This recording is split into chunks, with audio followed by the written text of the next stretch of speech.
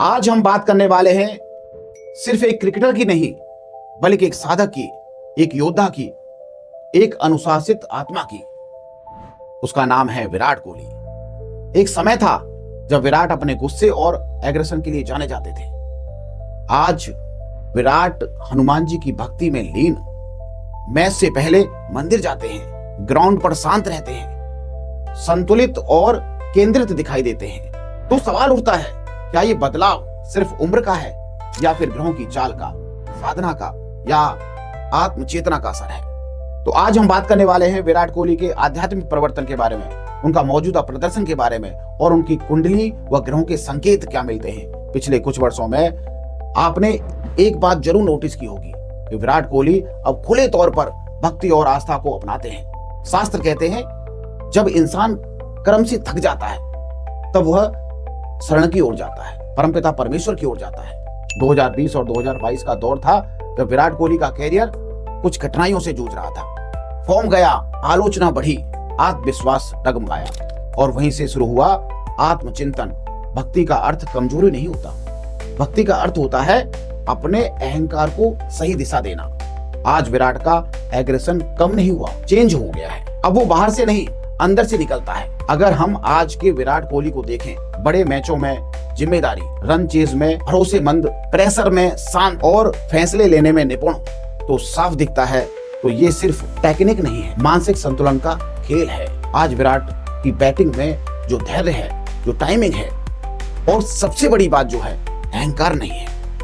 पहले विराट खुद से लड़ते थे, आज विराट हालात से खेलते हैं और यही कारण है कि आज उनकी स्थिरता वापस आई है और बड़े मंच पर वो फिर से भरोसे का नाम बन चुके हैं। विराट कोहली ने हाल ही में भारत वर्सेस दक्षिण अफ्रीका ओडीआई सीरीज में लगातार 2 सेंचुरी जड़ी है, 52 और 53। ओडीआई सेंचुरी ये रन सिर्फ आंकड़े नहीं है, ये वापसी की कहानी है। विराट ने ओडीआई में सबसे ज्यादा सेंचुरी का रिकॉर्ड अपने नाम कर लिया है और ये रिकॉर्ड किसी और का नहीं उन्होंने तोड़ा, सचिन तेंदुलकर का रिकॉर्ड तोड़ा है, उनको पीछे छोड़ा है। ये सिर्फ रन नहीं है, ये ऐतिहासिक मुकाम है। आज भी कहा जाता है कि विराट सबसे खतरनाक बल्लेबाज है। ये बदलाव अनुशासन, भक्ति, अनुभव का परिणाम है और यही विराट को आज खेल की दुनिया का सबसे बड़ा किंग बनाते हैं। अब अगर हम विराट कोहली के जीवन को जोशीय दृष्टि से बहुत साधारण भाषा में देखें तो एक बात साफ दिखाई देती है। कुछ लोगों के जीवन में ऐसे दौर आते हैं जहां मेहनत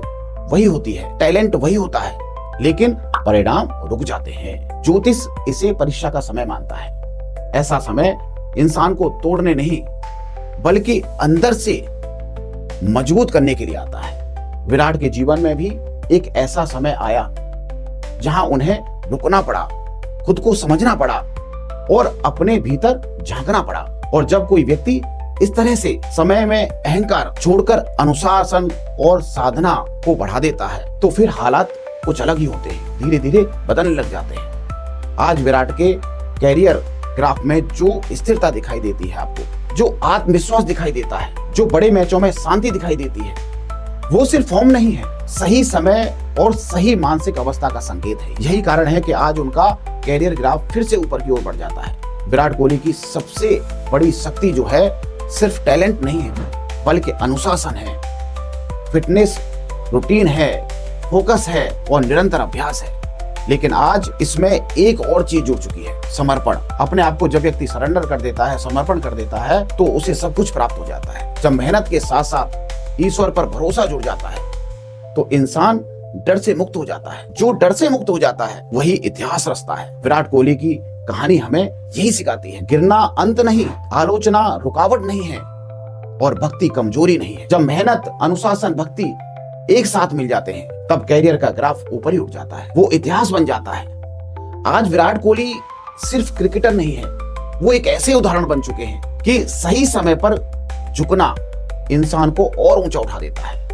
देखिए दर्शकों, हम मेहनत तो बहुत करते हैं लेकिन ज्योतिष हमें यही बताता है कि कौन सा समय ऐसा है कि आप मेहनत करेंगे और उसका फल भी प्राप्त हो जाएगा। कुंडली हमें यही बताती है, कुंडली की दशाएं, अंतर्दशाएं हमें यही ज्ञात कराती हैं कि कौन से समय पर हम कार्य करें जो हम सफल हो पाए उसमें। इसलिए कुंडली को दिखा करके अगर आप कार्य करते हैं तो समझ जाइए कि इस रास्ता आपके लिए बहुत ही अच्छा, बहुत ही सुलभ रास्ता मिल जाता है। जिस रास्ते पे आप जाना चाहते हैं वो जल्द ही मिल जाता है। आज के लिए इतना ही, फिर किसी नए विषय पर उपस्थित रहूंगा आपके समक्ष। जय श्री राम, जय श्री बालाजी।